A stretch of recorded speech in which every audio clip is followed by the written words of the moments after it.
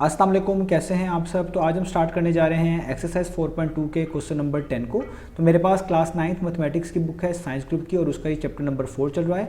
तो इस चैप्टर से रिलेटेड काफ़ी कंटेंट, काफ़ी सोल्यूशंस मैं पहले ही अपलोड कर चुका हूँ। मैंने इस चैप्टर के नेम से एक सेपरेट प्लेलिस्ट बनाई हुई है, उसका लिंक नीचे डिस्क्रिप्शन में दे दिया है। अगर आप इस चैप्टर से रिलेटेड बाकी सोल्यूशन में इंटरेस्टेड हो तो वो लिंक नीचे डिस्क्रिप्शन में से देख सकते हैं। इसके अलावा भी क्लास 9 से रिलेटेड मैंने काफ़ी कंटेंट कवर किया हुआ है, वो आपको मेरे यूट्यूब चैनल के प्लेलिस्ट सेक्शन में मिल जाएगा। और अगर आपके कोई क्वेश्चन हैं या सजेशन है जो कि आप मुझ तक पहुँचाना चाहते हैं तो उसके लिए एक फेसबुक पेज बनाया हुआ है, उसका लिंक भी डिस्क्रिप्शन में दे दिया है। आप उस फेसबुक पेज के थ्रू अपने क्वेश्चंस को, सजेशंस को मुझ तक पहुंचा सकते हैं। तो आइए रीड कर लेते हैं क्वेश्चन नंबर 10 को। क्वेश्चन नंबर 10 को समझते हैं और फिर सॉल्व करते हैं। तो यहाँ पे आपको स्टेटमेंट नजर आ रही होगी, मैंने नीचे सेपरेटली लिख भी ली है। यहाँ पे लिखा हुआ है if x plus 1 over x is equal to 3। आपको एक वैल्यू बताई हुई है कि x प्लस 1 ओवर एक्स किसके इक्वल है, 3 के इक्वल है।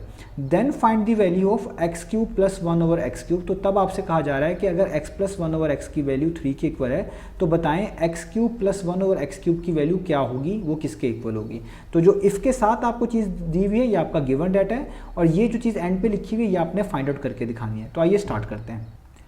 तो अब आपको सामने स्क्रीन पर क्वेश्चन नजर आ रहा है। सबसे पहले हम अपना गिवन डाटा लिखेंगे जो इसमें बहुत कम गिवन है बाकी क्वेश्चंस के निस्बत। बाकी क्वेश्चंस में हमारे पास एटलीस्ट 2 वैल्यूज होती थी, यहाँ पे जस्ट 1 है और वही हम यहाँ पे गिवन डाटा में लिखेंगे, वो है x plus 1 over x is equal to 3।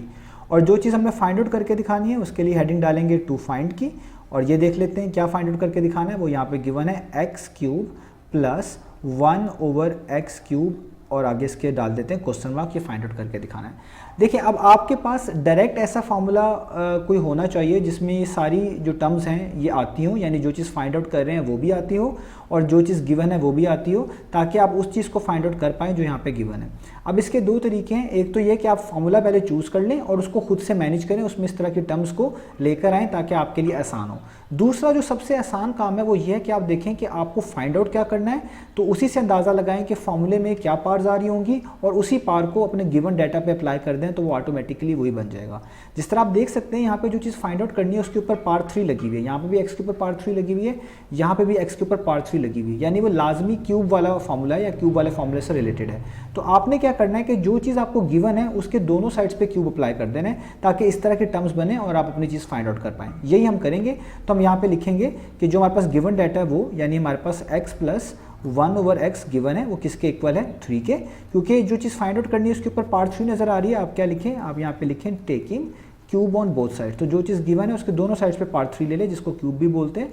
तो आप लिखेंगे taking cube on both sides. तो अपनी इक्वेशन के जो गिवन डाटा है उसके दोनों साइड्स पे क्या अप्लाई कर देते हैं, क्यूब। यानी ये हो जाएगा x प्लस 1 ओवर एक्स, इधर भी होल पार्ट 3 आ जाएगी और यहाँ पे 3 है तो इसके ऊपर भी होल पार्ट 3 आ जाएगी, इस तरीके से। अब आपको फॉर्मूला याद होना चाहिए कि कोई भी चीज़ a प्लस बी की फॉर्म में हो और उसके ऊपर होल क्यूब लगाओ तो कौन सा फॉर्मूला लगता है इसको एक्सपेंड करने के लिए। तो हमारे पास वो फॉर्मूला मौजूद है, वही हम यहाँ पे यूज़ करेंगे, वही इस पे काम आएगा। वो है a plus b whole cube का। वो मैं क्यों यूज़ कर रहा हूँ, क्योंकि दोनों टर्म्स प्लस की हैं और उसके ऊपर होल क्यूब लगा हुआ है, तो मुझे होल क्यूब वाला ही फॉर्मूला चाहिए, यानी ये वाला फॉर्मूला चाहिए जो कि होता है a plus b whole cube is equal to a cube plus b cube plus 3 times of ab into a plus b. ये फॉर्मूला आपको याद होना चाहिए, ये आपको याद होगा तो आपके लिए चीज़ें आसान हो जाएंगी। अब इधर हमारे क्वेश्चन में जिस ब्रैकेट को हमने एक्सपेंड करना है, इधर a हमारा x है और b सारा का सारा 1 ओवर x है। तो इसी फॉर्मूले को देखते हुए मैंने इसको एक्सपेंड करना है। तो मैं इसको यहाँ से लिखूंगा, पहले आना चाहिए a क्यूब, तो इस x की जगह पे क्या आएगा, x क्यूब। ये देखिए मैंने लिख लिया x क्यूब। दूसरे में आना चाहिए b क्यूब, b है 1 ओवर x, तो इसके ऊपर भी क्यूब आना चाहिए, तो आप लिखेंगे b यानी 1 ओवर x का होल क्यूब। प्लस आगे आ रहा है 3ab, तो आप भी 3 लिखें।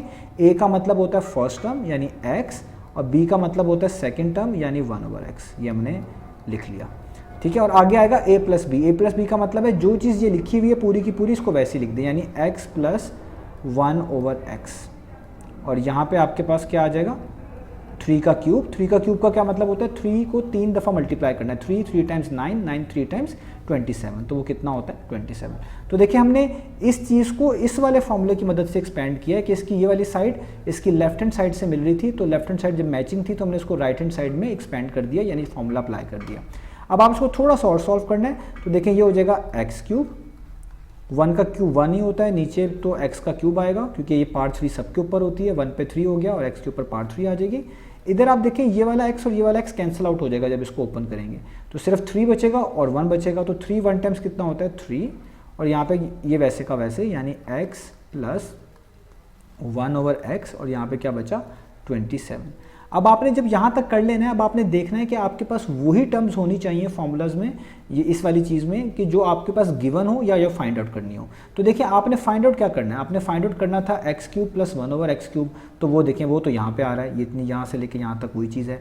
और ये x प्लस 1/x की वैल्यू पहले से ही आपको गिवन है, वो कितनी है, वो है 3। तो इसका मतलब है इसके अलावा और कोई और वेरिएबल्स नहीं आ रहे।